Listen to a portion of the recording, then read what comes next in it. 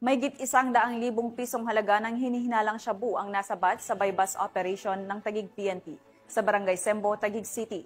Patrolwoman Mika May Bahiwag sa report.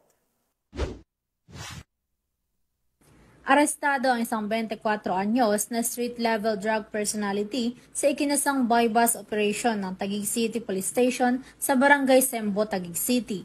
Kinilala ang suspect na si alias Nico, kung saan nakumpiska ang 21.2 gramo ng hinihinalang shabu na nagkakahalaga ng 144,160 pesos. Na-recover din ang isang pitaka at ang perang ginamit sa iligal na transaksyon. Sasampahan siya ng kasong paglabag sa Republic Act 9165 o mas kilala bilang Comprehensive Dangerous Drugs Act of 2002. Kasalukuyan namang nakadetine ang suspect sa custodial facility ng nasabing presinto. Mula dito sa Camp Bagong Diwa, ako po ang iyong PNN correspondent, Patrolwoman Mika May Bahiwag, alagad ng batas, tagataguyod ng Balitang Pulis.